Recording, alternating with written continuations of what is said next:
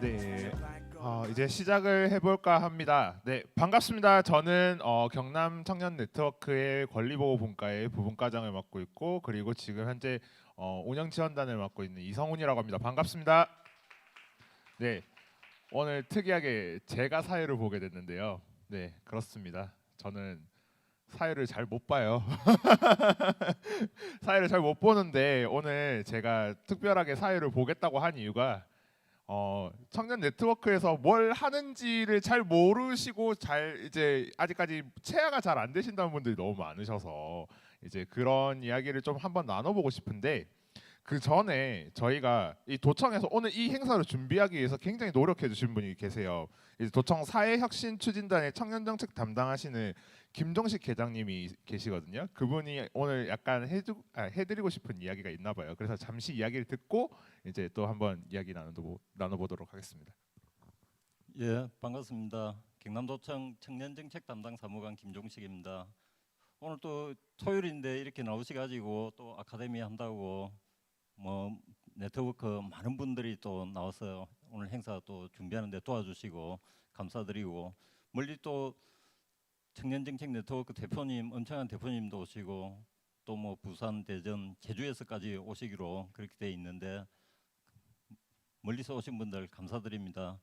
그리고 저희 그 도에서는 그 뭐 청년정책 담당이 생긴 지가 얼마 안 돼가지고 이번 1월 2일자로 생겼거든요. 그래서 아직까지 우리 도에 청년 정책이 거의 없었다 이렇게 생각하셔도 되는데, 지금 이번에 생기고 나서부터 좀 청년들을 위한 일이라면 뭐든지 하려고 일단 그렇게 마음먹고 있습니다. 그래서 지금 올해 추진 사업들은 작년에 예산을 편성하다 보니까 그렇게 사업들이 많지 않고, 뭐 간단히 얘기 드리면 우리 청년센터 그 설립거는 저기 창원시 상남동에 그 설립할 건데, 우리 이게 경남발전연구원하고 위탁 계약을 체결했습니다. 아마 곧 시설 설치가 들어갈 거고, 들어가면 한 4월 말이나 5월쯤에는 그 개소를 하게 될 겁니다. 그러면 우리 청년들이 좀 더 활동할 수 있는 공간들이 많이 늘어날 것 같고요.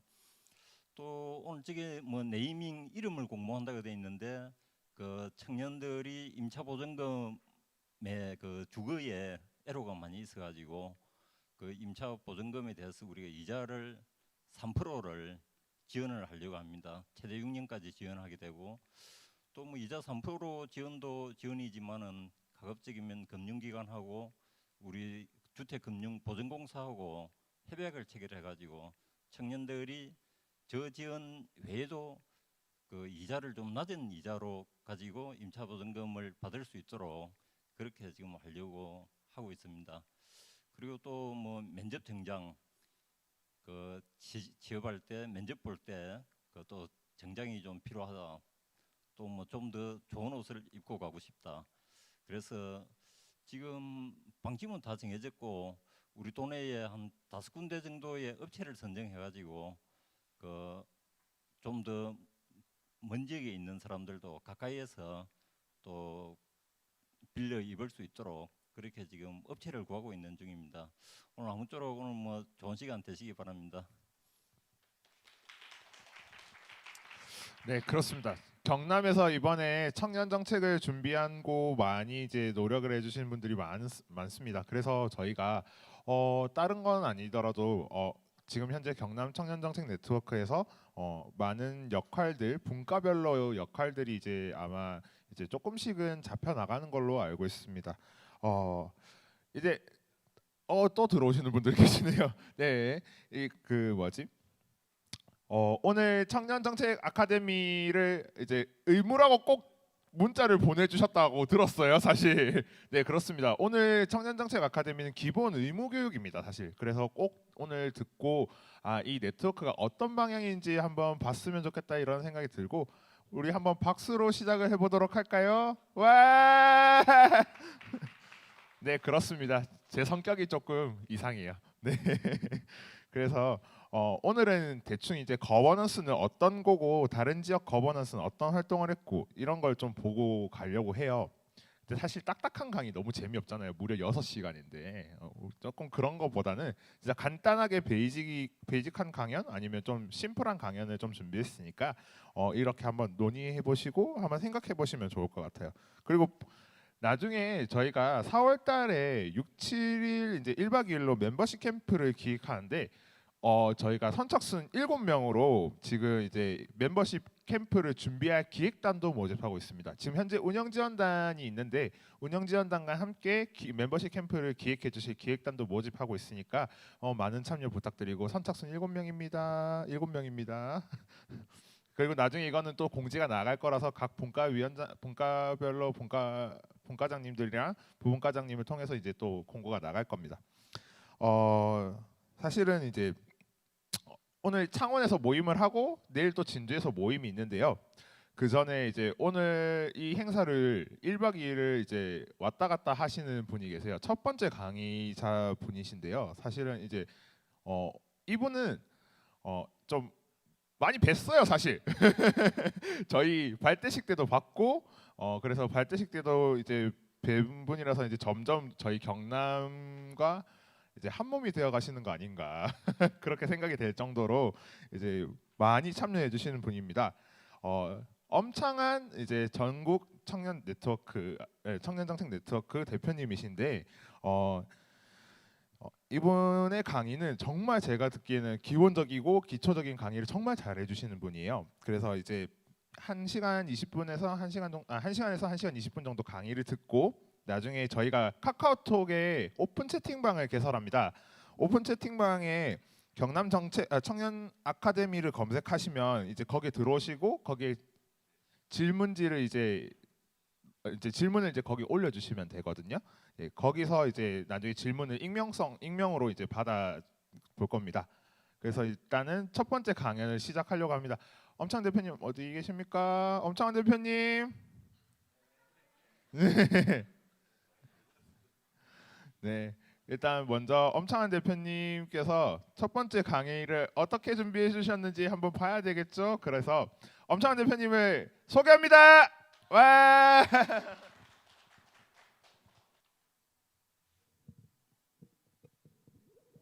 아, 안녕하세요. 다시 한번 인사드리겠습니다. 전국 청년정책 네트워크의 엄창환입니다. 반갑습니다. 잘 들리시나요 지금? 이게 마이크가 저쪽으로 돼서 저는 네, 알겠습니다. 그 앞에서 뭐 되게 기초적이고 약간 이렇게 쉽게 이야기를 한다고 해주셨는데 제가 오늘 자료를 잘못 준비해가지고 온 것이 아닌가라는 생각이 약간 드는데요. 제가 이야기해 주셨던 대로 발대식 때 왔었어요. 그때 한 30분 정도 이것저것 이야기를 드리고 갔었는데 그때 이야기를 좀 드렸던 게 있다 보니까 그것보다 조금 더 디테일하고 약간 조금 보기에 좀 예를 들면은 글자가 많아서 좀 심란할 수도 있지만 좀 정책의 전반적인 흐름 같은 걸 좀 보면서 이야기하면 좋겠다 싶어가지고 준비를 일단 했고요. 혹시 제가 그 발대식 때 했던 이야기가 기억나시는 분이 있으신가요? 네, 제가 좀 더 열심히 해보는 것으로 하겠습니다. 그 잘 보이시나요? 뒤에서 보니까 좀 어두운 것 같은데 맞죠? 불을 앞에 거를 하나 좀 꺼주시면 좋을 것 같더라고요. 제가 지난번에 왔을 때 한 30분 정도 이야기를 해달라고 해서 뭐 간단하게 이런저런 이야기를 드렸었는데 그때 제가 좀 핵심적으로 하고 싶었던 이야기는 기존에 유효했던 여러 가지 전제가 깨졌다라는 이야기였어요. 뭐 기억나실지는 모르겠으나 뭐 예전처럼 평생직장이라는 개념이 더 이상 존재하지 않을 수도 있고 그리고 아마 우리 다음 세대 혹은 예를 들면은 이제 막 태어난 예를 들면은 세대 같은 경우에는 사실 예를 들면 그들이 청년이 되었을 때 평생직장이라는 용어를 모를 수도 있을 것 같다는 생각이 좀 들거든요. 뭐 그렇기도 하고 그리고 집이라는 것 자체가 우리 부모 세대한테까지만 하더라도 어떤 인생의 목표이기도 하고 가진 모든 것들을 투자해서 쌓아놓은 어떤 부의 가치 같은 걸로 예를 들면 형성이 되기도 하는데 우리 세대한테는 사실 그게 높다는 장벽이 되기도 하잖아요. 부동산 가격이 너무 높아지다 보니까 사실 뭐 내가 무엇을 소유한다거나 가진다라는 개념조차도 사실 우리 세대한테는 뭐 공유라는 개념으로 많이 전환되고 있기도 하고 그리고 예전에는 뭐 그 출산이나 육아라는 것들이 당연하고 자연스럽게 필수적인 요건이라고 예를 들면 해석됐던 시대가 있었던 반면에 지금 같은 경우는 사실 출산이나 육아 혹은 예를 들면 결혼이라는 것 자체도 예를 들면 선택으로 예를 들면 해석하는 예를 들면은 시선 같은 것들도 되게 넓어지고 있어요. 그래서 제가 그때 얘기 드렸던 건 이제 그 출산 지원 정책 관련된 것도 하나 말씀을 드렸었는데 예전에는 이제 정환 수술 같은 것들을 무료로 해줬었거든요, 보건소에서. 그래서 뭐 우리 부모 세대까지만 하더라도 보건소 가면 무료로 정관 수술을 해서 하나만 더 잘 살자 뭐 이런 얘기가 있었던 시대가 있었고, 그리고 이제 지금 우리 세대 같은 경우는 시험관하기 같은 것들을 또 예를 들면 정부에서 지원을 해주죠. 많이 나으라고 부임 지원 같은 것도 해주고 뭐 이러고 있는 상황들이 되게 예를 들면 급변하고 있습니다. 사실 나이 차이가 저희가 그렇게 크게 나진 않을 것 같아요.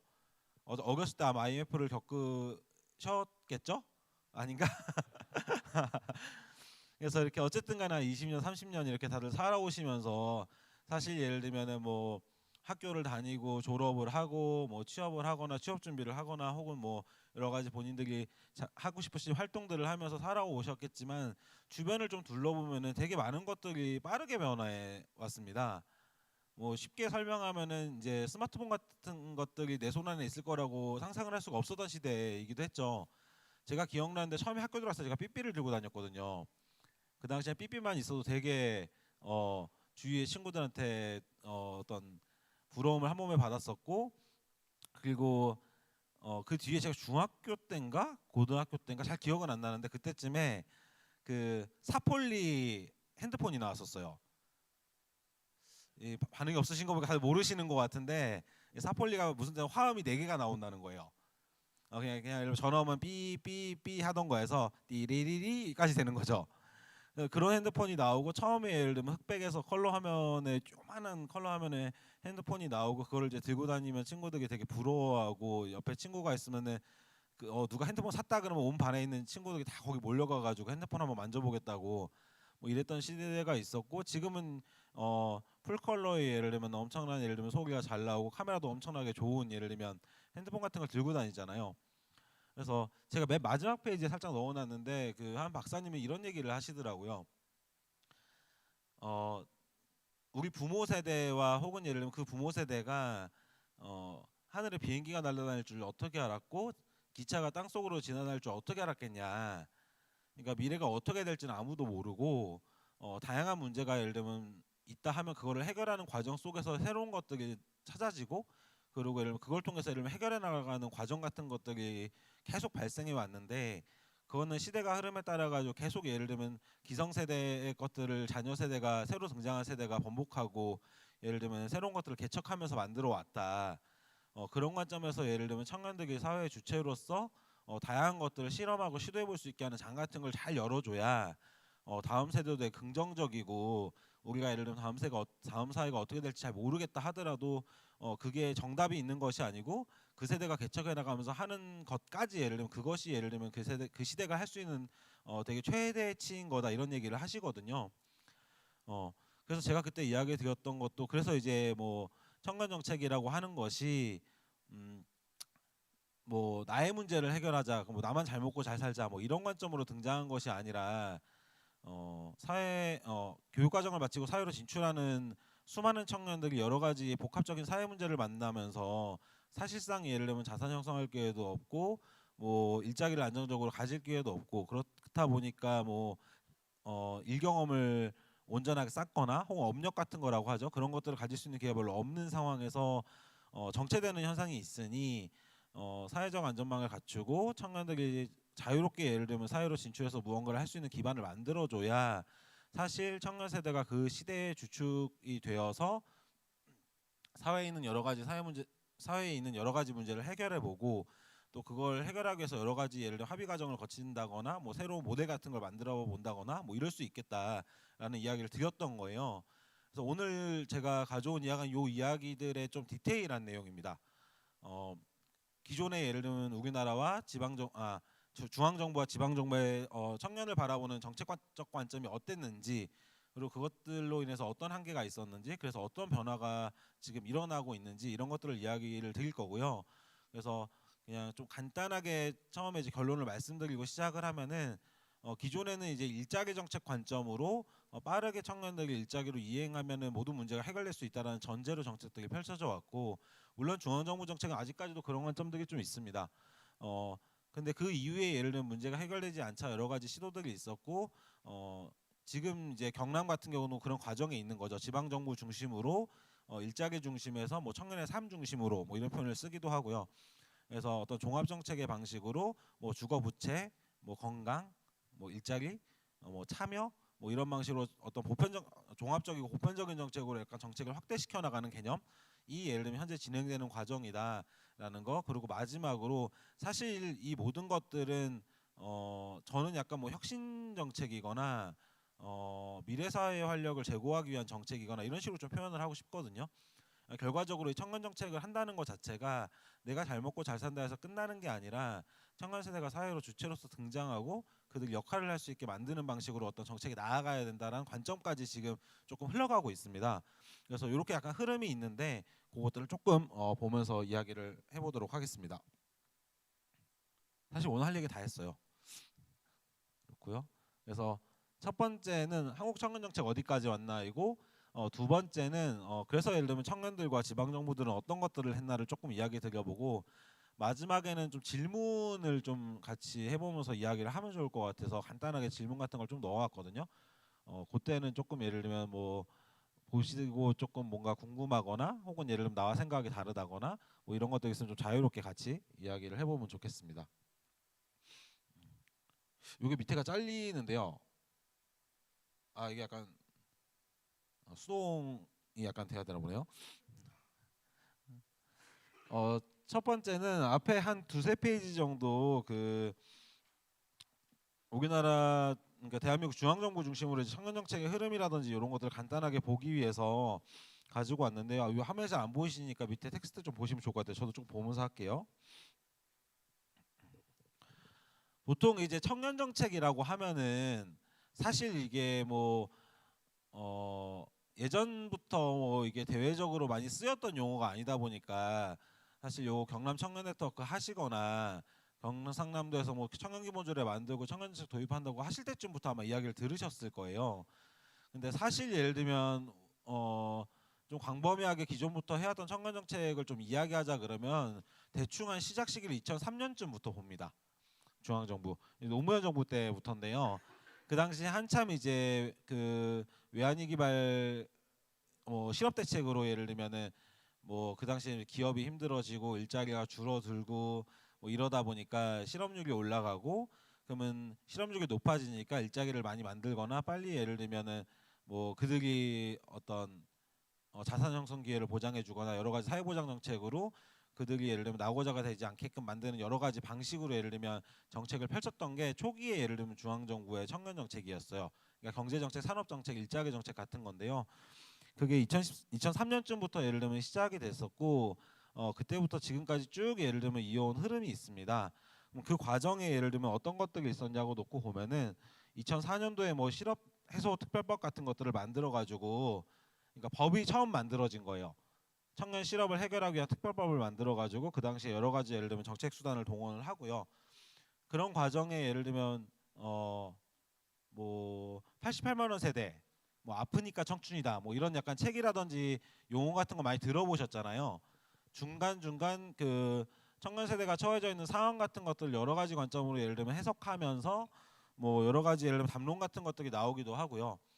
그리고 이명박 정부 때 뭐 반값 등록금 공약을 내세우기 시작하면서 그 당시에 예를 들면 한참 반값 등록금 운동이 예를 들면 치열하게 전개가 됩니다.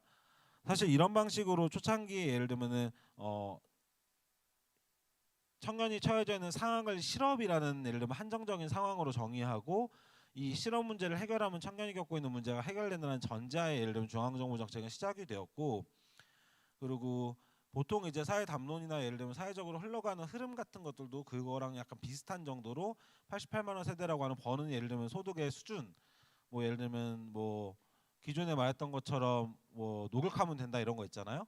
열심히 해서 예를 들면 좋은 직장에 가면 되고 뭐 이런 전반적인 그런 방식의 이야기로 어떤 청년 담론 그리고 중앙정부 청년 정책이 쭉 이어져 옵니다. 이게 그래서 이것들이 한 2013년, 4년, 5년쯤까지 이렇게 흘러와요. 그러다가 이제 예를 들면은 서울시에서 처음에 2013년도에 청년허브라고 하는 청년센터를 만들고 2015년도에 청년기본조례라고 하는 이제 제도적 근거를 만들면서 청년 정책의 어떤 흐름 같은 게 조금씩 변하기 시작하거든요. 앞에서 그걸 좀 참고해 보시면 좋을 것 같고, 그래서 뒤에 이제 쭉 얘기할 거는 두 가지 흐름으로 나눠서 이야기를 하려고 합니다. 일단 잠깐만요. 페이지가 뒤에 있구나. 잠시만요. 이렇게 두 가지로 나눠서 이야기를 하려고 하고요. 크게 예를 들면 중앙정부에서 2003년부터 시작해서 현재까지 주도하고 있는 청년 고용 대책, 이 크게 하나의 흐름이 있고, 그리고 2015년도쯤부터 시작해서 이제 서울시를 시작으로 지방정부로 확산돼서 지방정부가 주도하고 있는 청년 종합대책, 종합정책, 이렇게 두 가지 크게 예를 들면 정책적 흐름이 있다. 뭐 앞에는 예를 들면 뭐 중앙정부 주도, 뒤에는 지방정부 주도 이렇게 표현할 수 있고, 청년 고용 대책은 어쨌든 청년의 상태를 실업자인 청년의 상태를 예를 들면 구제하는 구직자로 전환시키는 것이 핵심 목적이고, 뒤에 있는 청년 종합 정책 같은 경우는 청년의 삶 전체를 예를 들면 들여다보고 이들이 예를 들면 삶의 안정을 꾀하거나 혹은 예를 들면은 여기 도니까 도민으로서의 어떤 권리를 충분히 예를 들면 활용할 수 있게 하는 어떤 참여 기반을 만든다거나 여러 가지 예를 들면 안전장치를 두고 예를 들면 기회를 보장하는 방식으로 정책을 설계하고 있다 정도로 일단 이해를 해주시면 될 것 같습니다. 이렇게 두 개 기준으로 주로 이야기를 쭉 할게요. 이게 재미가 없는 이야기죠?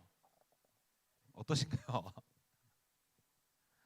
어떻게 좀 어떤 좀 힌트를 좀 주시면 좋을 것 같은데, 지금 뭐 도상황에 맞춰서 조금 무언가를 이야기해 보거나 이렇게 있으면 아까 질문 같은 게 나중에 이렇게 나오는 건가요? 한 번에?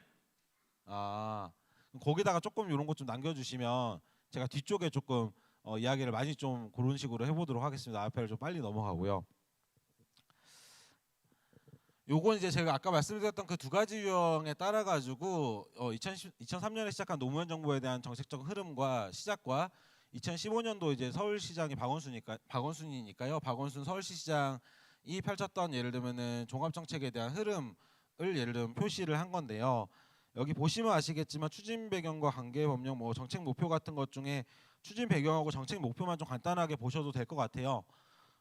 노무현 정부 같은 경우는 대졸자가 급격하게 증가하고 예를 들면 미스매치가 발생함에 따라서 실업자가 증가하거나 예를 들면은 장기 미취업 기간이 장기화되는 과정을 좀 해결해 보겠다라는 차원으로 사실 실업 대책을 시작을 했었고, 지방정부발 청년 정책 같은 경우는 이행기 청년의 사회 진입이 지체되는 문제, 그리고 청년이 겪고 있는 사회적 불평등 문제를 한번 해결해 보자라는 취지로 정책을 시작을 하고 있습니다. 밑에 세부 내용 같은 거 보면은 약간 대략 예를 들면 참고는 하실 수 있을 것 같아요. 아마 경상남도 같은 경우도 그 청년기본조례 만들고 지금 최근에 논의하는 내용 같은 거 아마 들어보셨거나 아니면 같이 논의하고 계시면은 대략 흐름이 어떻게 다른지는 아마 이야기하실 수 있지 않을까 싶고요. 요거는 앞에 이야기 드렸던 거니까 넘어갈게요. 이것도 조금만 페이지를. 그러면 앞서 이제 중앙정부 정책이 2003년부터 예를 들면 이렇게 진행되어 온 게 있고, 그리고 지방정부 정책이 예를 들면 2015년도부터 이렇게 한 13년, 14년부터 이렇게 쭉 진행되어 온 게 있는데, 그것들이 어땠나를 좀 놓고 예를 들면 몇 가지를 좀 이야기 드려볼까 해요. 일단 기본적으로 그 우리나라 노동 정책이 약간 변화가 있었던 지점들이 있는데요. 초창기에는 여기 적혀져 있는 그대로입니다. 그러니까 소극적 노동시장 정책과 예를 들면 적극적 노동시장 정책이 있는데, 소극적 노동시장 정책 같은 경우는 말 그대로 예를 들면은 그 일자리는 예를 들면 시장이 만드는 것이고, 그래서 기본 예를 들면 정부가 해야 되는 거는 되게 간접적으로 서포터만 하는 역할을 하는 것이다라는 전제로 예를 들면 진행을 하고, 그리고 노동시장에서 예를 들면 이렇게 튕겨져 나온 예를 들면 층 같은 경우를 보호하거나 다시 예를 들면 노동시장으로 진입할 수 있게 도와주는 정책 같은 것들을 좀 간접적으로 취한 것들이 있고요. 근데 이것들을 진행하더라도 사실 예를 들면 일자리 문제가 쉽게 해결되지 않는 현상 같은 것들이 있는 거죠. 여러분들도 아시겠지만 실업률이 되게 높게 올라가고 있잖아요. 지금 청년 실업률 같은 경우 특히 예를 들면 뭐 노인 실업률을 역전하기도 했고, 일반 실업률 같은 경우는 조금씩 예를 들면 등락을 하고 있는데 청년 실업률은 여전히 높은 상황 같은 것들이 있어요. 이것들이 사실 예를 들면 한도의 일이 아니거든요. 되게 오래됐습니다. 그렇다 보니까 사실상 예를 들면 중앙정부가 노동시장과 관련된 정책들을 예를 들면 적극적으로 전환하기 시작하면서 여러 가지 예를 들면 시도들을 하고 있고, 사실 이거는 뭐 진보 정권만 하고 보수 정권은 안 한다 뭐 이렇지는 않았고요. 기본적으로 이명박이나 박근혜 정부 때도 예를 들면 다 이런 방식으로 전부 중앙정부 정책 기조가 전환이 되고 있고, 최근에 보면 이제 여러 가지 반대 논리에 부딪히는 것도 사실 이 정책 논리 안에 있는 거죠. 왜 정부가 예를 들면 일자리를 직접 만들려고 하느냐라고 문제 제기를 하시는 분들이 있고, 공공 일자리라도 만들어 가지고 예를 들면 청년들이 안정적인 일경험을 할 수 있게 만들어야 되는 거 아니냐라고 예를 들면 문제 제기하시는 분들도 있고 뭐 이런데, 보통 이게 뭐 예를 들면 문재인 정부가 했다고 해서 문재인 정부 것이고 뭐 박근혜 정부가 했다고 해서 박근혜 정부 탓이 아니라 기본적으로 예를 들면 중앙정부의 정책 기조가 계속 이렇게 변화하고 있습니다. 왜냐하면 문제가 해결되지 않고 있거든요. 이것들이 있고, 앞서 그 보여드렸던 걸 조금 이제 구체적으로 적어놨던 건데, 여기서 간단하게 이런 것만 보고 가면 좋을 것 같아요. 아까 제가 이야기 드렸던 그 청년 실업 해소 특별법이 있었잖아요. 이 특별법이라고 하는 게 특별법의 종류가 몇 가지가 있긴 한데, 이런 특별법 같은 경우는 한시법이거든요. 그러니까 일몰 기간이 있어요. 그러니까 뭐 예를 들면 5년이라 그러면 특별법을 만들고 5년 동안의 특별법을 만들어서 그 특별법을 가지고 여러 가지 정책 수단을 동원해서 시행한 다음에 해결이 되면 이 특별법을 없애는 거죠. 그래서 이제 이게 특별법인데, 사실 앞서 이야기 드렸던 것처럼 2004년도쯤에 청년 실업해소 특별법이 만들어졌지만 이 문제가 해결되지 않다 보니까 이 법을 없애지 못하고 계속 예를 들면은 살려놓는 상황이 발생하고 지금까지 이게 지속이 되고 있습니다. 이게 무슨 말이냐 그러면, 그 당시에 혹은 예를 들면 아직까지도 중앙정부에서는 이 일자리 문제가 장기화될 것이다라는 어떤 예측이나 혹은 전망 같은 걸 제대로 못 세우고 있다는 뜻이기도 해요. 이게 진짜 심각한 문제고 해결되어야 된다라고 생각하고 마땅한 예를 들면 현재 정책적 수단이 없다라는 전제가 있다 그러면 사실 특별법을 만들 게 아니라 기본 예를 들면 일반적인 법률 제정을 해야 하는 거거든요. 그래서 실업특별법을 만들었다가 그것들이 해결이 되지 않자 뭐 청년 고용촉진 특별법이라는 이름으로 현재는 전환이 되어 있고, 그 법으로 보통 여러분들이 접할 수 있는 청년 일자리 정책을 전부 시행하고 있습니다. 예를 들면 취업 성공 패키지 있잖아요. 취업 성공 패키지 혹시 활용해 보신 분 계신가요? 네, 여기는 없으신 것으로. 네, 반응이 없네요. 그 취업 성공 패키지 같은 이런 정책 같은 경우도 사실 이런 법이 있어야 시행을 할 수가 있는 거예요. 그래서 청년 고용 촉진 특별법이 없으면 취업 성공 패키지도 예를 들면 운영을 못하는 예를 들면 그런 상황을 맞이하죠. 그래서 법을 계속 연장시키면서 뭐 취업 성공 패키지나 여러 가지 예를 들면 정책 수단을 동원해서 진행을 하고 있는 것들이 있고요.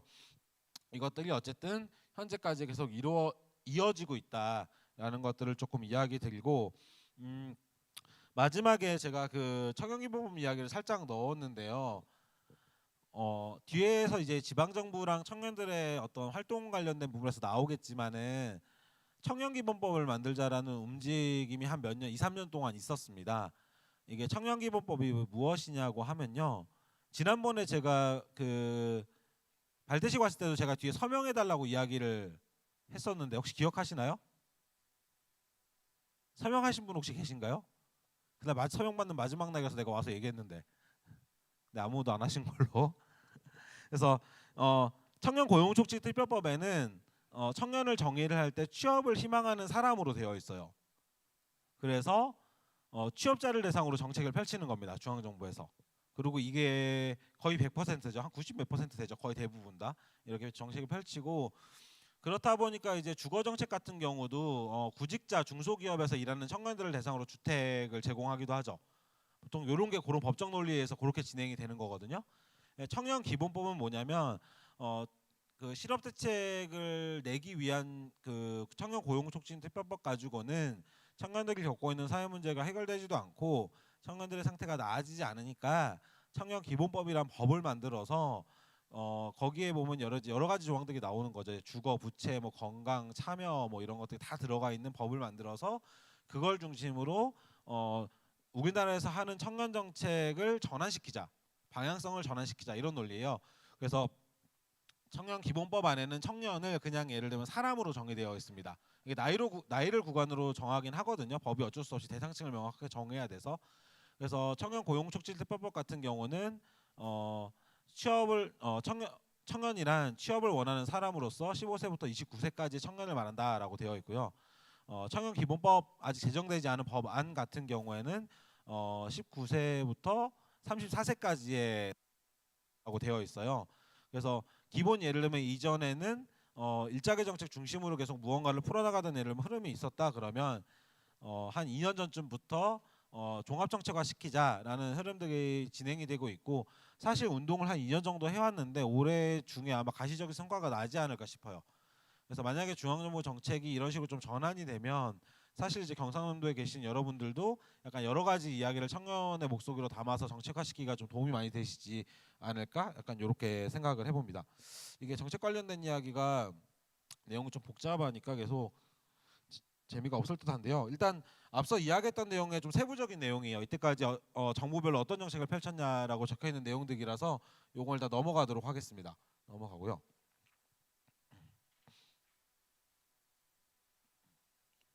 이거 제가 넘겨야 되죠.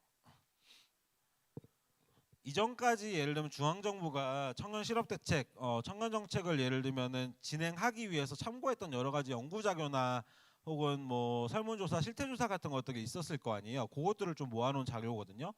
근데 요걸 보시기 전에 일단 제가 먼저 이야기하고 싶은 거는 청년들한테 당신의 삶이 나아지기 위해서 어떤 문제가 가장 먼저 해결되어야 될 것 같나요? 라는 예를 들면 설문조사를 하면은 대부분의 청년이 일자리 문제가 해결되어야 된다라고 이야기를 합니다.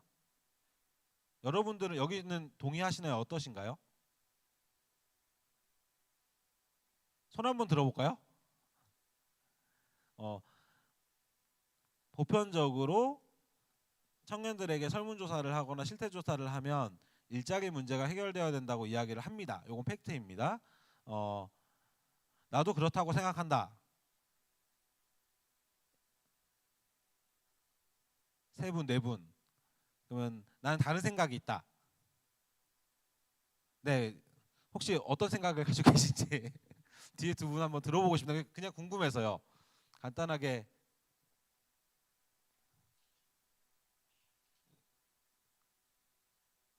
뒤에 이렇게 두 분 손을 드셨는데 손 드신 여성분 한번 이야기해봐 주실 수 있으실까요?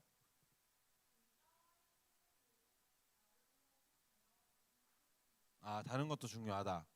그러면 그 앞에 계신 손 드셨던 것 같은데. 그 대전에서 실제적으로 청년들한테 뭐가 필요하냐고 물어봤을 때 일자리보다는 뭐 문화나 교통에 대한 문제를 많이 말해왔기 때문에 그런 생각을 가진 청년으로 많다는 것을 좀 느낀 경우가 있어서 그런 손을 들고. 대전 같은 경우 일자리보다 예를 들면 문화적 요인이나 교통 인프라 요인이 더 높게 나오나요? 대전은 이거 나중에 제가 확인해볼게요. 실업률하고 이런 게 궁금해가지고 그렇게 하고 제가 이걸 왜 여쭤봤냐면은 아까 이제 뒤에 같은 경우는 이제 다른 요인도 같이 중요하다라고 이야기를 해주셨고 앞에는 이제 교통하고 문화 인프라 얘기를 해주셨는데 이게 그냥 딱 그렇게 나왔는데 보통 설문조사는 요게 세 가지가 메인으로 나옵니다. 일자리 나오고 문화 나오고 교통 인프라가 세 가지가 보통 많이 나와요. 그래서 교통 인프라 같은 경우는 보통 대중교통을 중심으로 교통망이 확충되었으면 좋겠다라는 예를 들면 의견들이 되게 많은데 이걸 좀 디테일하게 들여다보면 떠나고 싶은 욕구가 있거나 혹은 예를 들면 또 당장 떠나지 않더라도 우리 지역에 없는 걸 다른 지역에서 향유하고 싶거나 활용하고 싶은 욕구가 되게 크시더라고요. 그래서 인프라적인 욕구가 있고 문화 욕구 같은 경우는 저희는 이걸 어떻게 보냐면요. 일자리, 주거, 부채 여러 가지 요인들이 있는데 예를 들면 여러 가지 예를 들면 문제가 있다고 하는 요인 중에 문화적 요인, 그러니까 문화 향유와 관련된 요인이 유일하게 예를 들면 내가 선택할 수 있는 요인 같은 것처럼 보였어요. 청년들이 다른 건 자기가 선택하거나 예를 들면은 뭔가 주도할 수 없는 예를 들면 분야인 건데 문화 요인 같은 경우는 좀 인터뷰 내용이나 이런 것들을 찾아보니까 본인이 할 수도 있고 본인이 돈이 있다면 이용하는 이용자가 되기 때문에 예를 들면 약간 위상이 높아지는 개인의 위상이 높아지는 방식이더라고요. 그리고 나머지가 일자리인데 제가 이걸 왜 여쭤봤냐면 그럼 이제 그 뒤에 이런 걸 물어보게 되죠.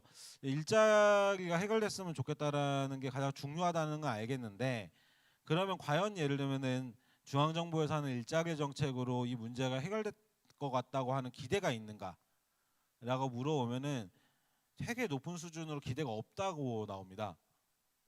그러니까 이게 무슨 말이냐면 우리가 알고 있는 삶의 규칙 같은 게 있어요. 부모 세대가 살아왔던 방식 같은 것들을 보고 보통 예를 들면 자녀 세대가 학습을 하는데, 우리 세대가 이런 관점을 가지고 있죠. 부모님이 교육 과정을 마치고 사회로 진출해서 두 분이 만나서 결혼을 했고, 그리고 보통 이제 뭐 아버지가 그 시대에 이제 아버지는 회사에 들어가서 일을 하셨고, 어머님은 이제 일을 하시다가 결혼하시고 나면 이제 퇴직을 하시고 집에서 이제 아이를 키우시는 그런 예를 들면은 삶의 환경에 놓이게 되고, 그러면 어쨌든 뭐 둘 중에 한 명 누군가 했던 한 명이 가정 일을 하고 한 명이 예를 들면 외부에서 일을 하면서 돈을 벌어오고 그것으로 먹고 사는 구조.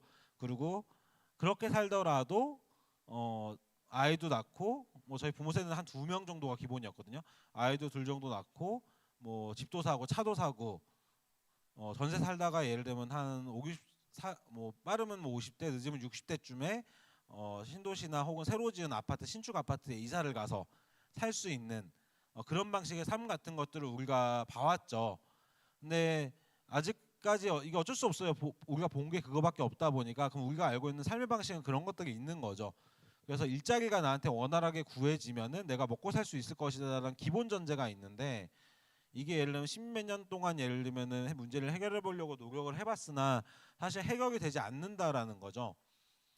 그럼 약간 이런 질문들 같은 것도 좀 필요할 것 같아요. 일자리가 안정적으로 있고 내가 돈을 벌면 그 돈으로 예를 들면 내가 저금도 하고 보험도 들고 뭐 예를 들면 집도 사고 차도 사고 뭐 이러면서 예를 들면 여러 가지 뭐 꼭 차든 집이든 떠나서 자기가 하고 싶은 것들을 누리면서 살면서 삶의 만족도를 높일 수 있는가? 돈이 있으면 해결되는 건 자본주의 사니까 맞는데 그게 가능한가? 그리고 그게 가능할 것 같은가? 그럼 그게 아니면 뭐 해야 되지? 라는 질문 같은 것들이 좀 필요하지 않을까 싶어요. 사실 청년정책은 그런 데서 되게 많은 이야기가 나오거든요. 근데 뭐 이럴 수는 있어요. 난다긴다 하는 사람들이 한 15년 동안 중앙정부에 모여가지고 뭐 고용노동부라든지 뭐 이런 데 예를 들면 전문가들이 막 들어가 있을 거 아니에요. 그래서 청년 실업 문제를 해결한다고 여러 가지 관점으로 문제를 풀어보고 있는데 이게 쉽지 않은 부분들이 있단 말이죠. 그러면 그렇다고 해서 우리가 대책을 낼 수 있나? 그들도 못 하는데 뭐 이런 게 있을 수도 있잖아요.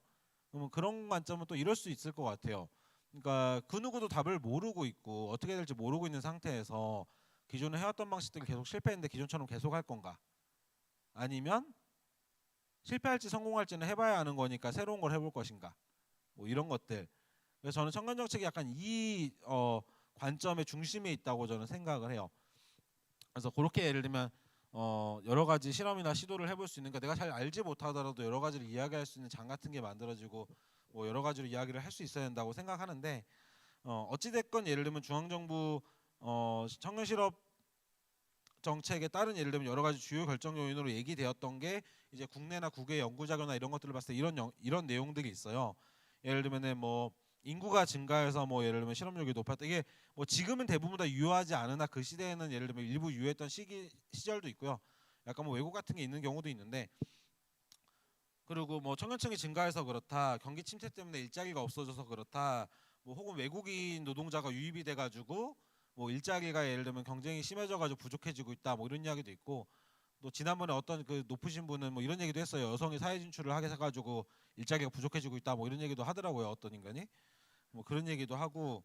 그래서 여러 가지 관점으로 예를 들면은 청년 실업의 원인을 예를 들면 이렇게 분석하고 규명하고 그걸로 해결해 보려고 노력을 했으나 사실상 예를 들면 쉽지 않았다라는 지점이 있고, 맨 마지막에 보시면 이게 조금 재밌는데, 이게 아마 한국노동연구원인가 뒤에 보면 제가 적어놨을 텐데 거기서 나온 건데 맨 마지막 문장이거든요.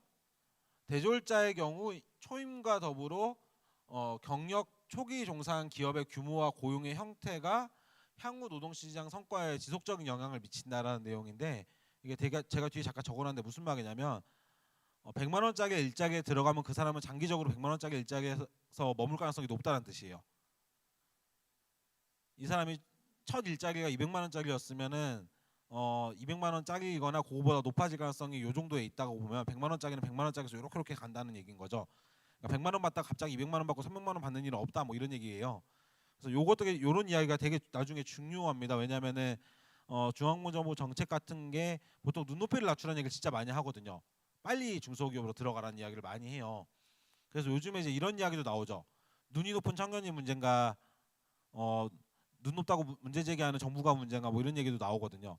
그래서 그런 것들도 나중에 좀 이야기 보면 좋을 것 같아서 적어놨고, 요거는 참고 자료인데 요거 넘어가도록 하겠습니다. 넘어가 보고.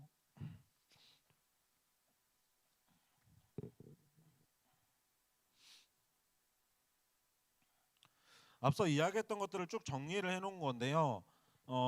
청년 문제를 기존에 계속 일자리 문제로 정의를 하고 문제를 진단하다 보니까 할 수 있는 정책들이 되게 한정적이에요. 예를 들면 일자리를 직접 만든다, 아니면 일자리로 들어갈 수 있게 직업훈련을 시킨다. 그리고 뭐 여러 가지 예를 들면 서비스 정책이 있을 수 있는데 뭐 중소기업에 쉼터가 부족하면 뭐 휴식 공간을 만들어 준다. 뭐 이런 게 있을 수도 있고, 그리고 취업하는 청년들한테 돈을 준다. 이게 고용장려금 같은 거죠. 그리고 일자리 개수가 부족하니 창업 지원 정책을 한다. 뭐 이런 맥락인데요. 지금 문재인 정부가 가지고 있는 기본 그 정책 고용 정책의 기조가 크게 두 가지로 나뉩니다. 첫 번째는 실제 일자리가 예를 들면 양적으로 부족한 문제가 있어요. 그래서 창업 정책을 되게 강하게 드라이브를 겁니다. 왜냐하면 일자리가 없으니까 만들어야 되니까요.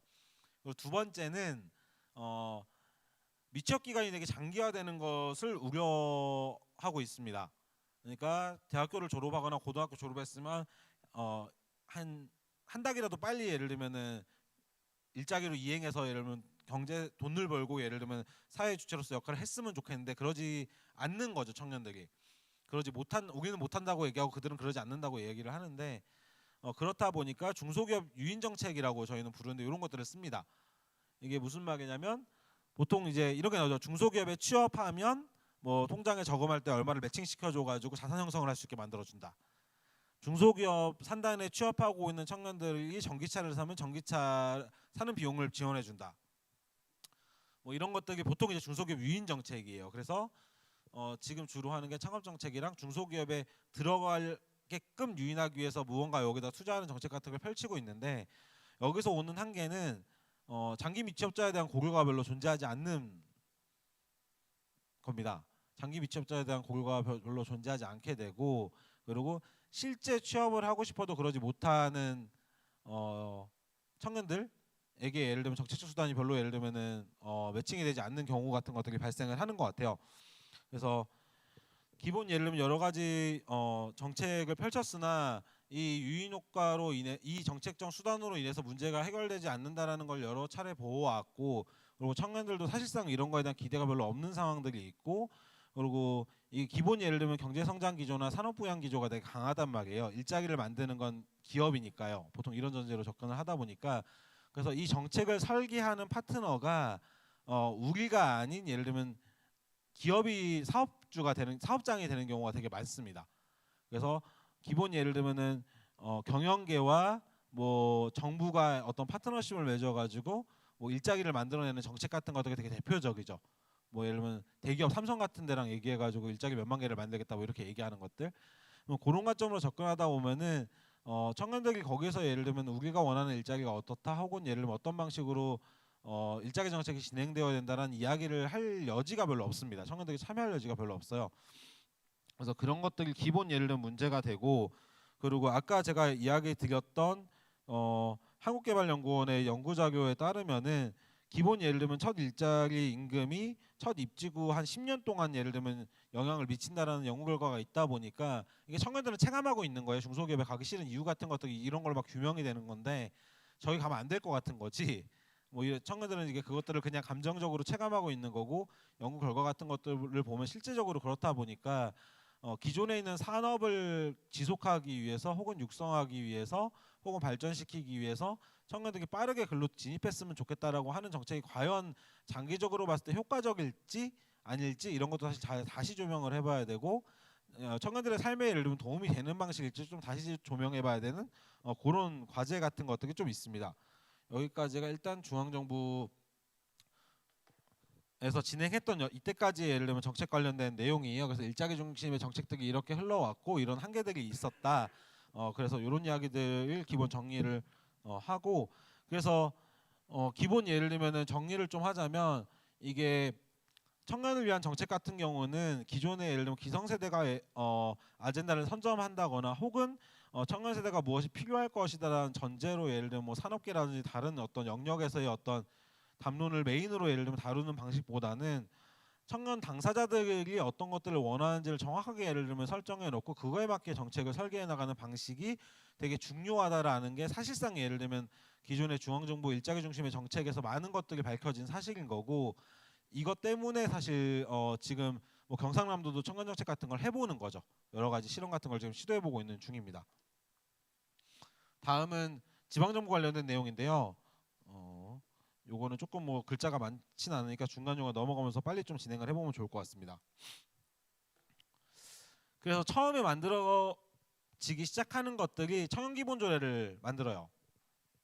이게 다들 뭐 이렇게 대략 앞에 이야기 드렸으니까 아시겠지만은 근거가 보통 필요하잖아요. 행정하고 뭐 대화를 하려 그러면 이게 뭐 되는지 안 되는지 확인하려면 보통 행정가서 이제 근거나 법적 근거 같은 걸 찾아보니까 그래서 기존의 예를 들면은 고용 중심의 어떤 청년 정책에서 청년의 삶 중심으로 그리고 청년들이 당사자로서 청년들의 목소리를 적절하게 반영할 수 있는 구조를 만드는 정책 설계를 하기 위해서 청년 기본조례를 만들자라는 운동 같은 것들을 하고 여기 뭐 사진을 대략 그냥 붙여놓긴 했는데 행정에서 중심적으로 만든 지역도 일부 있지만 대부분의 지역에서 뭐 서울 같은 경우는 청년들이 기본조례 안을 직접 만들어서 의회에다 제안을 하는 과정들도 있었고 시흥 같은 경우는 주민청구박이라고 해가지고 의원들이 바로 박애하는 방식이 아니라 주민들이 모여가지고 연서명을 해가지고 그걸 몇 천만 명, 몇만 명 모으면 조례로 박애를 시킬 수가 있어요.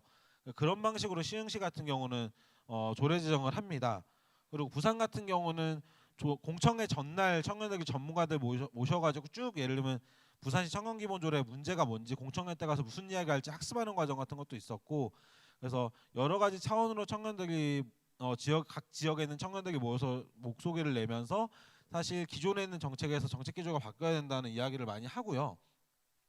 그래서 조례가 보면은 2015년 8월달 같은 경우는 몇 군데 존재하지 않았는데 이게 지금 작년 하반기까지 보면은 거의 예를 들면 지방 정부의 한 50% 정도가 청년기본조례를 전부 다 제정을 합니다. 그리고 청년기본조례를 제정했다고 하는 것은 기존의 청년 일자리 정책만 메인으로 띄워서 하다가 더 이상 이것만 하지 않고 여러 가지 같이 다루는 방식으로 정책적 기조를 전환하겠다고 선언은 한 거예요. 하겠습니다 이렇게 한 거예요. 근데 이거를 이제 어떻게 잘 하느냐의 문제는 좀 이제 시간이 좀 필요하긴 합니다. 기존에 하고 있던 것들 조금씩 바꿔야 되거든요. 단번에 예를 들면은 선언했으니까 내일부터 이렇게 하려 한다고 되진 않아요. 뭐 예를 들면은 경상남도 기준으로 보면 도청 안에 조직도 만들어야 되고 거기에 예를 들면 공무원이 들어가서 일을 해야 되고 그 공무원도 사실 잘 모르잖아요. 처음 보는 거니까 그럼 그 공무원도 학습해야 되고 그리고 지역에 있는 청년들도 이런 것들이 생긴다고 한다 그러면 뭔가 좀 들여다봐야 되고 그리고 지역에 있는 청년들끼리 이야기하면서 이런 것들이 유효한지 좀 대화할 수 있는 시간도 필요하고 그러면서 이런 것들이 필요하다고 직접적으로 얘기할 수 있는 시간도 언젠가 만들어지고 뭐 이런 시간이 필요한 거죠. 그래서 어떤 선언은 전부 다 했다. 하지만 예를 들면 진행은 되고 있는 과정에서 아마 지역마다 조금 진행 상황은 조금 다를 거예요.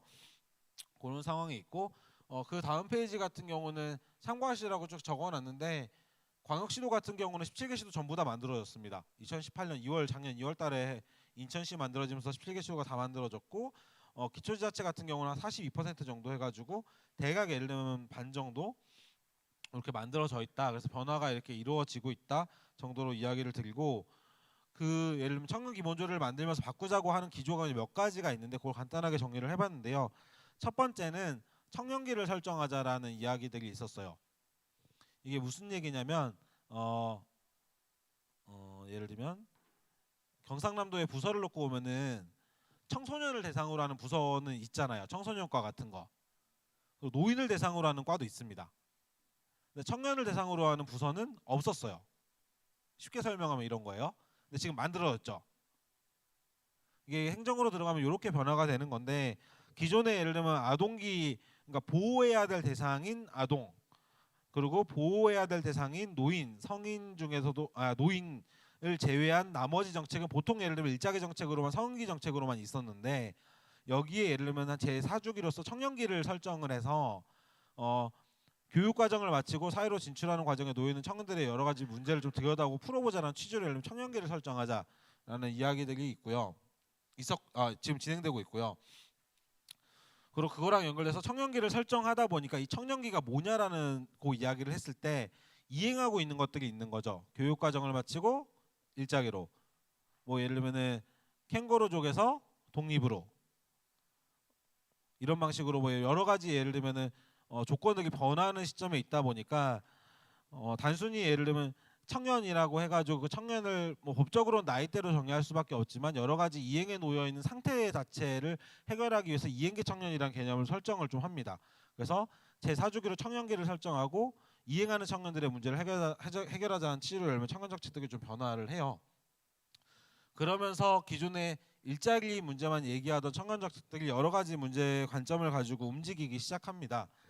그래서 되게 재밌었던 거는 청년 기본 조례라는 그 법적 근거는 서울시가 만들어요. 그래서 그거를 지방 정부에서 막 이렇게 확산시켜서 복제를 해나갑니다. 그리고 거기서 보통 뭐 살짜리, 일자리, 설짜리 뭐 이런 식으로 해가지고 여러 가지 문제를 다루기 시작하는데 그러다가 그게 막 진행되고 있으니까 전주에서 갑자기 청년 건강권이 중요하다 이러면서 막 무료 건강검진을 하자고 막 청년들이 이야기를 해가지고 전주에 전국에서 처음으로 청년 세대를 대상으로 무료 건강검진을 시행을 해요. 근데 이게 청년 세대를 대상으로 무료 건강검진을 했던 이유는 여기 지금 건강검진 받으라고 날라온 그 의료보험공단에서 날라오시는 분 계신가요? 혹시 다 지금 일을 하고 계시는가요? 보통 예를 들면 일을 하고 계시거나 아니면 이제 본인이 예를 들면은 가장이신 경우에 아마 지금 시기쯤에 아마 날라오실 거예요. 아니면 이제 올해부터 받으셨을 겁니다.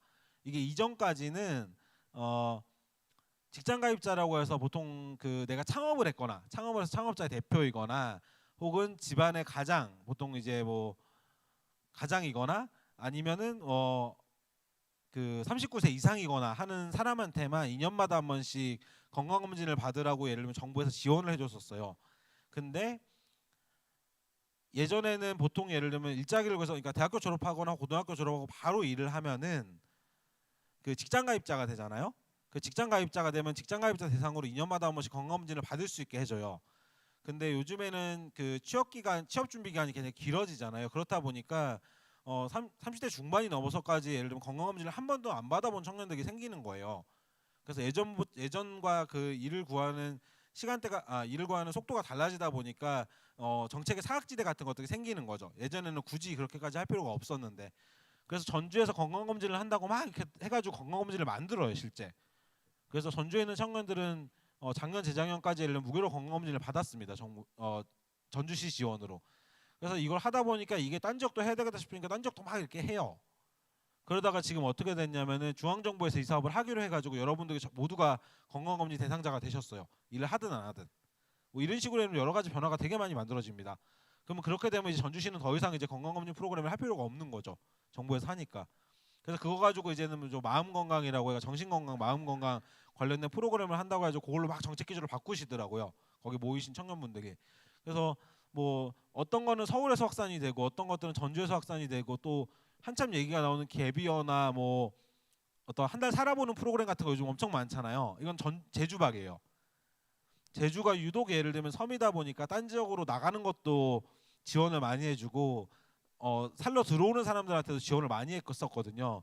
근데 이게 이제 청년 정책으로 좀 확산이 되면서 딴 지역에서도 이런 프로그램들을 막 하고 그러면서 예전처럼 그냥 한 지역에서 먹고 사는 문제를 모두 해결하는 게 불가능하다 그러면 교육 과정을 어디 가서 하면 좀 원활하게 받을 수 있을지에 대한 고민 같은 것들도 막 하게 되고 어떻게 하면 지역을 다니면서 청년들이 성장하게 만들고 다시 지역으로 돌아오게 만들 것인가에 대한 정책적 고민 같은 것들도 시작되고 막 이런 과정들에 놓여 있어요. 그래서 전국적으로 예를 들면 청년 정책이 좀 활성화되면서 지역별로 좀 재밌거나 특성화된 것 그 지역 특성에 맞는 무언가들이 등장하는 시점들이 좀 시간이 지나면 나타나고 그것들이 전국적으로 교류화되면서 확산되고 이런 과정들에 좀 놓여 있는 상황들이 있습니다.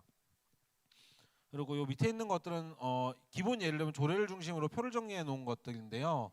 요건 아주 참고해 보시면 좋을 것 같아요. 그리고 경상남도 청년기본조례를 아직 못 보신 분들이 있으시면 좀 들어가셔가지고 한번 보시면 좋을 것 같습니다.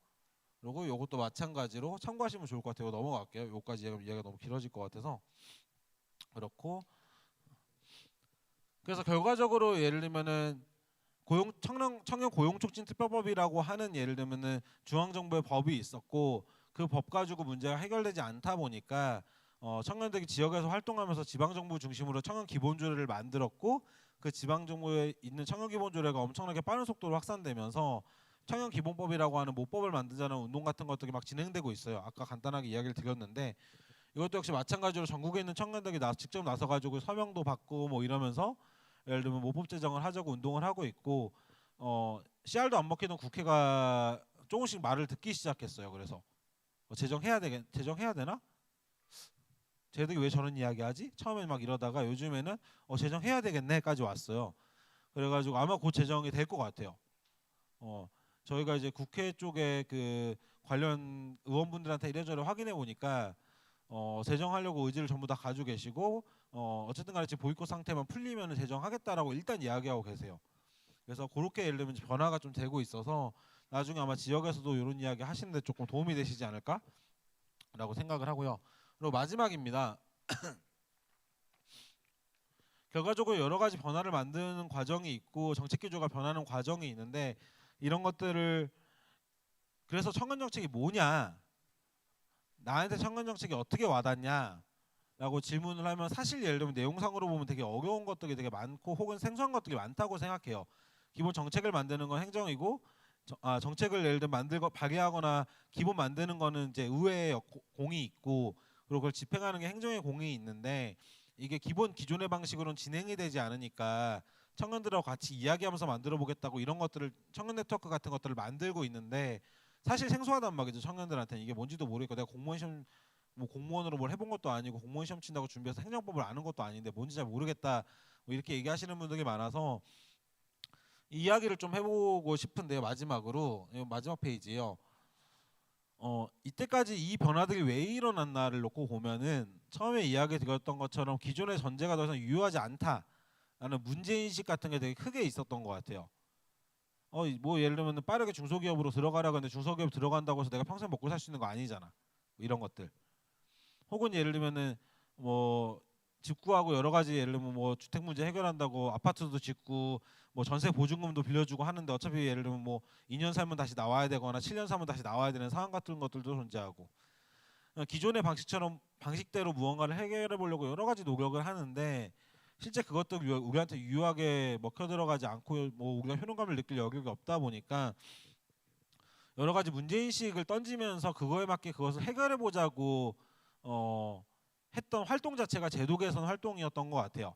그래서 막 정책도 만들어 보고 이걸 얘기해 보고 기존에는 그냥 예를 들면 간담회자리에 한번 와가지고 누가 와가지고 이야기 듣고 가면 해주겠구나 좋다 해주겠구나라고 생각했던 것에서 몇 번 경험해 보니까 그런 간담회 가지고 안 먹히니까 이제 직접적으로 예를 들면 나서가지고 좀 더 적극적으로 얘기해 보고 목소리도 내고 필요하면 예를 들면은 이렇게 종이로도 좀 적어가지고 전달해 보고 해보자 뭐 이러면서 사실 이런 참여기구도 만들어진 거거든요. 초창기에. 그러면 여기에 참여하면서 뭔가 좀 어렵고 힘들고 혹은 청년 정책이 뭔지 잘 모르겠고 이해하기가 쉽지가 않고 이렇다라고 하면은 저는 이런 어떤 나만의 질문 같은 걸 하나씩 좀 가져보면 좋겠다 싶었어요. 제가 처음에 가졌던 질문은 저 기계공학과를 나왔단 말이에요. 내가 기계공학과 출신인데 고용 없는 성장이라는 말이 되게 듣기 불편한 거예요. 그럼 저 문제는 어떻게 해결할 수 있지? 과학기술이 발전하면 기본 예를 들면은 로봇들이 열심히 일을 하고 우리는 일을 안 해도 된다 그러는데 왠지 나는 일을 못하면 돈을 못 벌어가지고 거지가 될 것 같은 이런 느낌이 있잖아요. 이런 거 어떻게 할 수 있지? 내가 그냥 예를 들면 기공학과 나와가지고 그런데 취직해서 얘가 열심히 그런 거 하면 난 되는 건가? 내 주변에 있는 사람들은 이상할 것 같은데 뭐 이런 느낌. 그래서 그런 거에 대해 의심이 있었고 보통 요즘 나오는 질문들이 이것도 좀 시간이 지나긴 했으나 이런 질문들이 되게 많더라고요. 심지어 요즘에는 M4 세대를 누가 그렇게 정을 내렸냐?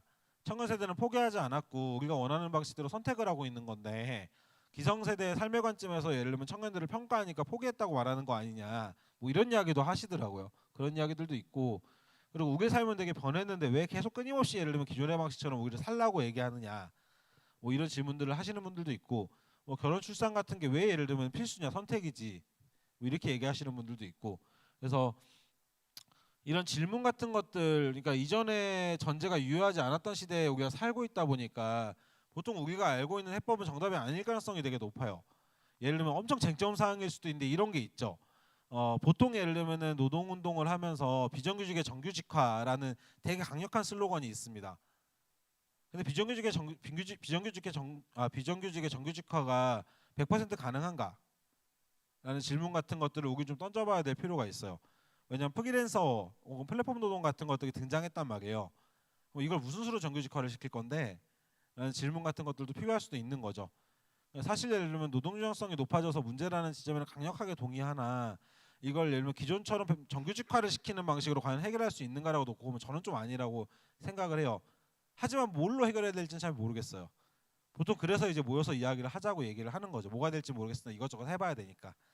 그래서 보통 이런 식으로 이 전반적인 과정에 의구심이 들거나 뭘 해야 될지 잘 모르겠거나 그러시다 그러면 기존에 내가 알고 있던 문제를 나는 어떻게 정의하고 있는가를 좀 생각해 보시고 과연 그 방법이 가능한가를 한번 고민해 보시면서 그게 안 되면 뭘 할 수 있을까를 고민하고 논의하기 위한 장으로서 이걸 좀 써보시면 어떨까? 그리고 실제 그 내용이 나왔을 때 그게 저는 청년 정책이라고 생각을 해요.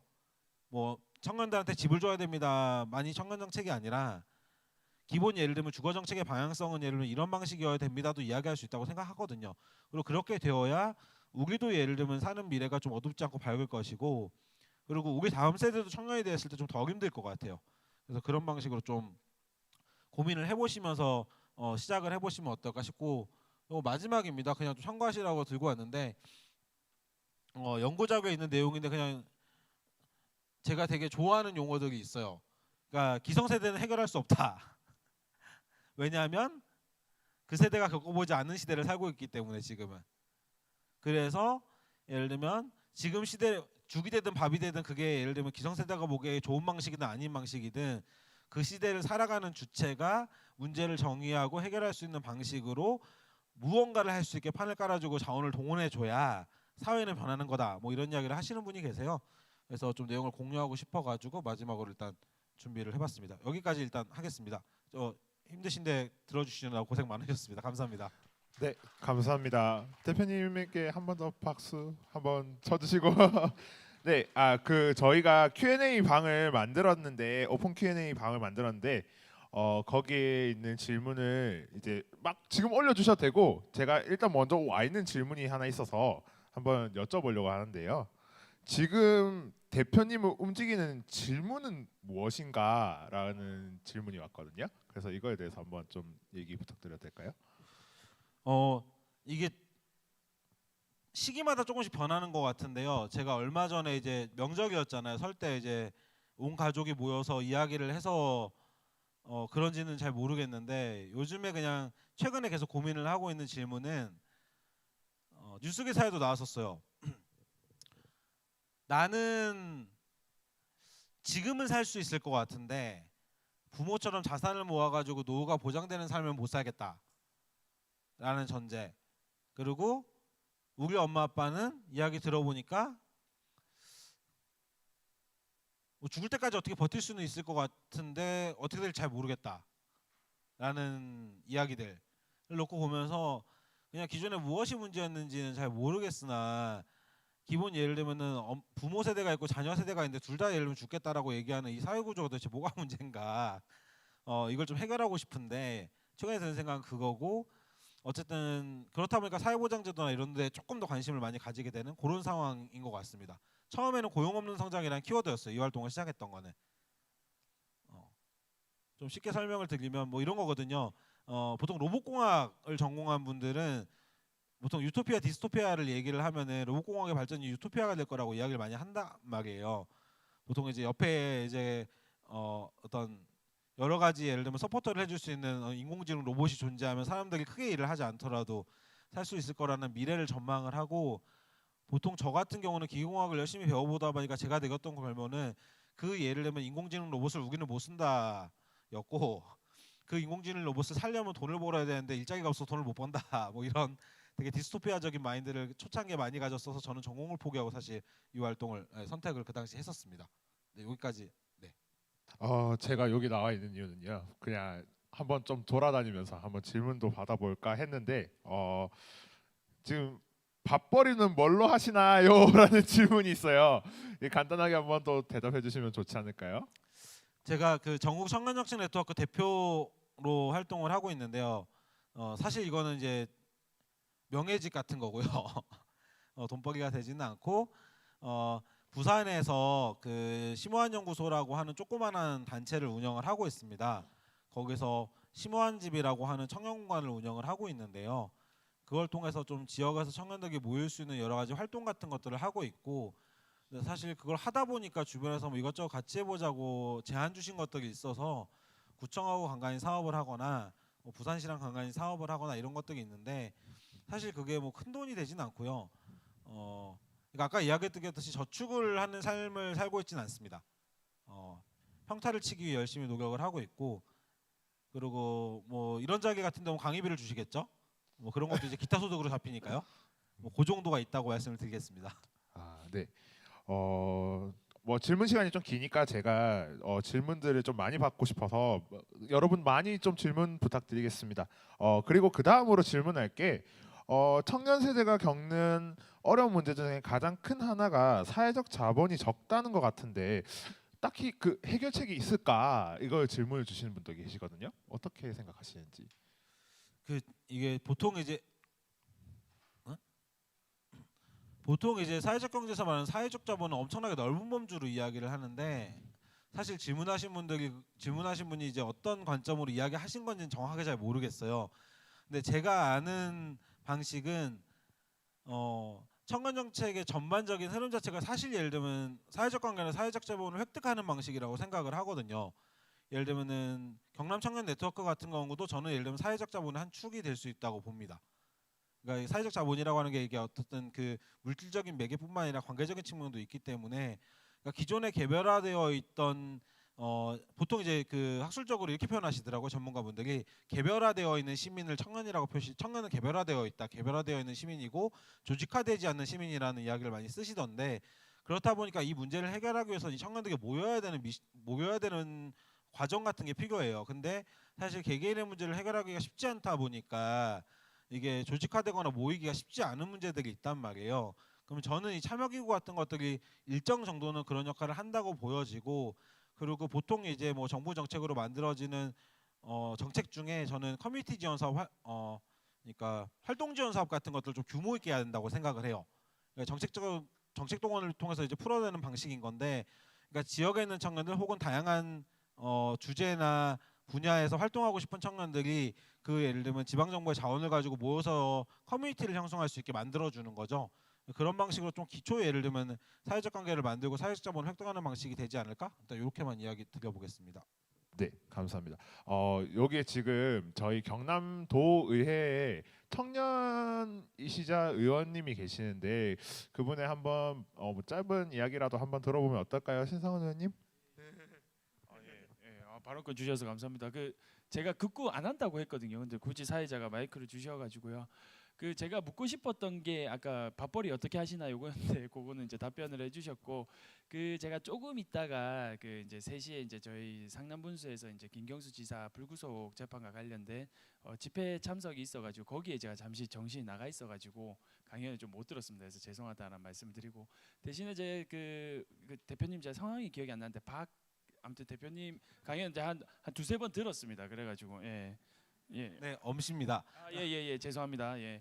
아무튼 그래서 그 앞에 여러 번 강연을 드린 걸로 제가 이제 대체를 하도록 하고요. 아마 저에게 마이크를 준 이유는 이런 강연에서 듣는 내용들하고 청년 정책들하고 이런 거를 도의에서 확실히 단디 챙겨라 뭐 이런 거 같은데 그건 제가 확실히 챙기도록 하겠습니다. 네, 이상 마무리하겠습니다. 감사합니다. 감사합니다. 의원님한테 박수 한번 주시고요. 네. 그리고 다음 질문이 좀 발표 내용에 관련된 질문이 있다고 하셨는데 혹시 어떤 분이신지 네. 직접 질문하실 네. 네, 그 대표님 그 청년 정책 관련한 내용을 잘 들었습니다. 그래서 전체적으로 청년 정책이라는 게 어떤 건지 좀 더 이해가 잘 됐고요. 근데 이제 워낙 그 좋은 일을 많이 하시고 청년 정책에 대해서 많은 이야기를 하고 다니시니까 이 발표해 주신 내용에서 좀 궁금한 게 있고 설명을 듣고 싶은 부분이 있었는데 일단 뭐 세 가지가 있습니다. 하나는 일단 그 노무현 정권 때 청년 정책에서 보면 어떤 실업 문제에 관한 부분을 어떤 청년들의 어떤 고학력에 대한 에 따른 어떤 눈높이에 있어서 어떤 미스매치가 약간 원인이었다라는 내용이 있었거든요. 근데 그때 당시에 이제 IMF 직후에 기업들이 사실상 고용을 하는 데 있어서 좀 많이 소극적이었던 부분이 좀 큰 것이라고 저는 개인적으로 생각을 하는데 자칫 잘못 이해를 하면 어떤 정부 정책에 있어서의 큰 실패로 그런 실업 문제가 좀 더 커졌다라고 오해를 할 수 있겠다라는 생각이 들었고요. 또 두 번째로는 아까 청년이 처음에 취업을 했을 때 그 월급을 받는 어떤 수준이 계속 이어질 가능성이 높다라는 하나의 이론을 또 설명을 해주셨는데 그 또한 조금 생각을 해봐야 되는 부분인 것 같습니다. 그 세 번째로 제가 이렇게 질문을 하고 싶은 게 어떤 눈높이가 이제 높은 청년과 어떤 눈높이를 낮추라고 하는 정부의 어떤 대립 이런 프레임도 좀 벗어나야 되는 게 아닌가. 앞서 말씀드린 것처럼 사실 그 중심에는 기업의 어떤 고용에 대한 어떤 노력이나 어떤 그런 정책이 있다라고 생각을 하거든요. 그러니까 제일 중심적인 어떤 역할이 빠져 있는 상황에서 누구의 어떤 의견이 맞는지를 논하는 것 자체가 좀 이거는 말이 안 되는 프레임이 아닌가 하는 일단 생각이 들었습니다. 또 저는 당연히 200만 원, 300만 원 더 높은 연봉을 줄 수 있는 기업을 들어갈 수 있으면 100만 원 주는 것보다 거길 들어가는 게 맞겠죠. 근데 그게 안 되기 때문에 눈높이를 낮춰서라도 일단 중소기업 혹은 뭐 다른 기회를 일단은 선택을 하는 게 맞지 않겠냐라는 생각이거든요. 확실한 건 실업자로 이렇게 있는 것보다는 눈높이를 좀 낮춰서라도 일단 일자리를 구한 다음에 자기 개발과 또 다른 어떤 가능성을 좀 준비를 하면서 자기의 어떤 원하는 바를 높여나갈 수 있는 게 어떤 대안이 되지 않을까. 근데 앞서 말씀하신 그런 어떤 이론을 이야기를 하시면 용기를 내서 조금 내가 생각하는 곳은 아니지만 좀 눈높이를 낮춰서 일을 하려고 해도 그런 말씀을 해버리시면 그런가. 그럼 내가 한번 들어간 일자리에 따라서 앞으로도 계속 여기서 못 벗어나게 되는 건가라는 청년들이 좀 용기를 갖지 못하는 상황이 생길 수 있지 않을까. 그래서 그런 부분에 대해서 다시 한번 좀 생각을 해봤으면 하는 의견입니다. 네, 알겠습니다. 일단 세 번째 같은 경우는 제 이야기가 아니고 국정연구기관에서 하시는 이야기라 가지고, 그러니까 이번 정부에서 하시는 이야기예요. 네, 그래서 저는 그거를 이제 인용해서 이야기를 한 것인데, 예를 들면 연구가 있다라는 거를 굳이 예를 들면은 이야기하지 않을 필요가 있을까라는 생각이 저는 좀 들고요. 그리고 시장의 역할이 있고 정부의 역할이 있습니다. 있는데 여기가 지금 이제 경남도청에서 운영하는 청년 네트워크죠. 그리고 예를 들면 이게 누구의 실패냐를 놓고 봤을 때 제가 이제 여기 이 자료에 예를 들면 주로 정책 이야기가 올라오다 보니까 어떤 시장에 대한 이야기가 좀 빠져 있는 부분은 이제 제가 인정을 합니다. 그 부분은 있다고 생각을 하고요. 다만 예를 들면 그게 빠져 있다고 해서 예를 들면 제가 그 문제가 없고 예를 들면 뭐 정부 예를 들면 정책적으로 문제가 있다고 이야기하는 부분은 아니고, 다만 예를 들면은 지금 기존에 계속 아까도 이야기 드렸듯이 정부가 예를 들면 적극적으로 예를 들면 노동시장에 개입하는 정책을 펼치고 있기 때문에 책임이 없다라고 말할 수는 없고요. 책임은 있습니다. 그러니까 정책적인 책임은 있는 것이고, 그것은 노무현 정부, 뭐 문재인 정부를 떠나서 박근혜 정부, 이명박 정부도 마찬가지고, 기본 청년 실업 대책은 이때까지 계속 이렇게 흘러왔고, 그 정책 기조로 인해서 발생한 결과가 지금이다라는 거는 사실 팩트로 확인하고 가야 다음 단계를 좀 준비할 수 있지 않을까라는 생각이 들고요. 이야기해 주신 대로 뭐 노무현 정부 저도 지금 봤어요. 그러니까 여러분 보통 뭐 정책 기조로 내용을 풀다 보니까 좀 그렇게 적혀 있을 수 있다고 보는데 다음부터는 그런 것들은 좀 보완해서 뭐 IMF라든지 예를 들면 아까 제가 그 외환일발 실업 대책에 대한 이야기도 드리긴 했는데 좀 시장에 대한 책무를 좀 적게 이야기한 것 같기도 하네요. 그런 것들은 좀 보완을 하도록 하겠습니다. 감사합니다. 그 지금 질문이 크게 두 가지 경향이 좀 있어요. 그래서 하나가 이제 기성세대에 관련된 질문들이 좀 있는 것 같은데요. 기성세대에 관련된 질문을 제가 하나로 지금 한 4개 정도가 있거든요. 그래서 기성세대에 어떻게 타협하고 어떻게 타협을 하는 방식 그리고 그 다음에 그 정책 중에서 효과가 있었던 거를 좀 물어보시는 분들이 많고 어떤 기성세대와 타협하는 문제를 어떻게 풀어나가는 것이 정답인가 이걸 좀 많이 물어보시는 것 같아요. 그래서 이거 관련돼서 하나랑 마지막 질문으로 제가 이제 선택한 건데 이거는 사회자 재량입니다. 이거는 참고로 네. 그 청년 네트워크가 풀어가야 할 과제랑 어떤 성격이 더 가깝나 사회 혁신하는 것과 청년 문제를 해결하는 것 중에서 어떤 게 더 좋을 것인가 이런 질문을 하고 이제 마무리 부탁드리겠습니다. 네. 그리고 질문 Q&A는 이제 여기서 마감하도록 하겠습니다. 그 일단 첫 번째 그 기성세대와의 타협 부분은요. 일단 그거 얘기하기 전에 하나 좀 이야기하고 싶은 게 요즘에 들은 생각이 저는 이게 어떤 사회적 합의 과정이 좀 필요하다고 생각을 하는데 우리 세대가 과연 예를 들면 다른 세대와 사회적 합의를 할 수 있는 어떤 준비가 되어 있나라는 고민들이 요즘 되게 많이 들어요. 처음에 제가 아까 이야기 드렸나 싶었나? 이야기 드렸나? 인천공항 이야기를 드렸나 모르겠는데 그러니까 문재인 정부가 초창기에 예를 들면 비정규직 정규직화를 위해서 되게 많은 노력을 했어요. 되게 인정해야 된다고 생각을 하고 근데 결과적으로 그게 쉽지 않았던 부분들이 있는데 대표적인 게 저는 인천공항 그 비정규직 정규직화 문제가 되게 뼈 아팠거든요. 왜냐하면 비정규직을 정규직화를 한다고 예를 들면 한참 준비를 하는 과정 중에 가장 크게 예를 들면 부딪혔던 것이 정규직인 청년들의 반대였어요. 그게 예를 들면은 기본 예를 들면 우리가 얘기를 하고 있는 거는 이게 뭐 부모 세대의 어떤 학력과 예를 들면 자산 가치에 따라서 자녀 세대가 영향을 받는 정도도 되게 크고 그리고 예를 들면 대학을 진학하냐 마냐 문제도 사실 여러 가지 예를 들면 개인한테 놓여져 있는 주위 환경 때문에 다르기 때문에 동일한 일을 하면은 동일한 수준으로 예를 들면은 존중을 받아야 된다는 전제 같은 게 이게 공정한 거다라고 이야기를 하고 있는 건데 기본 그 당시에 이제 정규직인 청년분들 입장에서는 우리는 정당하게 시험 치고 열심히 노력해가지고 이 자리에 들어왔는데 왜 저들은 무임승차를 하냐라고 이야기하면서 그걸 불공정하다고 이야기를 했단 말이죠. 사실 이제 문재인 정부도 저는 개인적으로는 그런 데서 되게 많이 부딪혔다고 생각을 해요. 근데 그걸 놓고 보고서 이제 정책적 실패냐 이렇게 놓고 보면 사실 우리 세대 내 합의가 조금 어려웠던 부분이 아닐까 혹은 우리가 그런 것들까지 못 챙기지 않았나라는 생각이 들고 최저임금 인상 같은 경우도 보면은 이게 논리가 되게 예를 들면 이렇게 양각으로 딱 쓰더라고요.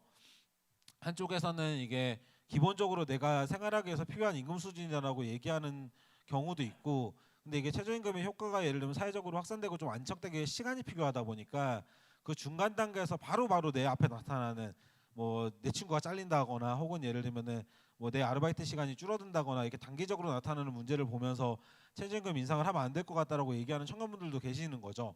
그럼 운동적 차원에서 괜찮다고 생각하는 부분을 치고 나가면서 진행하는 건 있지만 결과적으로는 우리 세대 내 합의라든지 세대 내의 어떤 기준 같은 것들을 좀 만들어내야 이걸 가지고 다른 세대하고도 뭐 합의를 하고 뭐 이럴 수 있지 않을까라는 생각이 저는 요즘 되게 많이 들고 여기 얘기해 주신 기성세대와의 타협은 그런 관점을 좀 이렇게 정리를 해놓고 얘기하면 아마 대화가 힘들거나 좀 너무 예를 들면 꼰대스럽다거나 뭐 이런 거 아닐까 싶은데 되게 죄송하지만 이건 제가 답을 드릴 수 없는 게 저는 싸우거든요. 그래서 보통 이제 저는 이제 뭐 중재해 주시는 사무국에 계시는 분들이나 이제 같이 해주시는 운영위원분들이 이런 거 가지고 되게 주변에서 좀 요번에 회의를 가면은 좀 감정을 죽이고 가라고 얘기도 해주시고 뭐 이러는 편이라 가지고 사실 저는 되게 이제 별로 안 이게 대화가 쉽지 않아요. 그래서 주변에 도움을 주시는 분이 저는 많아서 좋다. 이 정도로 일단 이야기를 드리고 싶고 정책 효과가 되게 높은 것은 저는 대표적으로 서울 청년수당과 전주 무료건강검진이 되게 좋았던 것 같아요. 전국적으로 확산하는 데도 되게 영향을 많이 미쳤고 단순히 일자리 정책에서 멈추는 것이 아니라 사회보장 정책 혹은 예를 들면 기회보장 정책으로 정책을 전환시키는 데 되게 큰 영향을 미쳤다라고 생각을 합니다. 그래서 초창 전주시에서 무료공간 검진은 2015년도인가부터 했어요. 그래서 그거 한번 보시면 좋을 것 같고 서울 청년 수당은 2014년도인가요? 4년 5년? 6년에 한번 그럼 2016년도부터 시작해가지고 쭉 올라온 흐름을 한번 보시면 좋을 것 같아요. 그 당시에 박근혜 정권에서 예를 들면 이거 수당 도입을 못하게 한번 막아가지고 난리가 한번 난 적이 있었거든요. 그때 사실 그 수당에 동의했던 청년들이 너무 많았어가지고 전국적으로 예를 들면은 서울 수당을 지지하는 움직임 같은 것도 있고 했어요. 그래서 그런 것들이 청년 정책을 전반적으로 확산시키거나 정책들이 예를 들면 청년들한테 체감되는 나한테 체감돼야 이거 효능감을 느끼고 하는데 도움이 된다고 생각을 하고 마지막에 경남 청년 네트워크가 어떤 거에 집중해야 될 것 같냐라는 부분에서 사회혁신이냐 청년 문제 해결이냐라고 하는 부분은 이게 저는 이게 잘 이해가 되지 않는데요. 그러니까 제가 이야기했던 관점대로 이야기를 드리면은 이것도 약간 용어를 어떻게 쓰는지에 따라 좀 다를 것 같은데 지금 정부에서 하는 사회혁신 사업 뭐 이런 걸 얘기하시는 건지 잘 모르겠으나 제가 아는 한 청년 정책은 사회혁신 정책은 맞습니다. 그러니까 사회 변화를 만들기 위한 예를 들면 정책 기조를 가지고 있다 보니까 이게 크게 다른가 이게 왜 이렇게 쓰셨는지를 혹시 들어볼 수 있으면 좀 이야기를 해볼 수 있을 것 같은데 일단 그렇게까지만 이야기 드려야 될 것 같습니다. 네, 감사합니다. 오늘 이제 사실 많은 얘기들이 왔다 갔어요. 이제 사회혁신 금방 나왔던 사회혁신뿐만 아니라 이제 정책 과정이나 이제 그 거버넌스 전체적인 흐름이나 그리고 여태까지 왔던 전체 방향성에 대해서 이제 많은 이야기들이 왔다 갔는데 한 번 더 이제 우리 강의자님이신 이제 엄창 대표님께 박수 한 번 더 부탁드리고 네 강의를 마치도록 하겠습니다. 네 고생하셨습니다.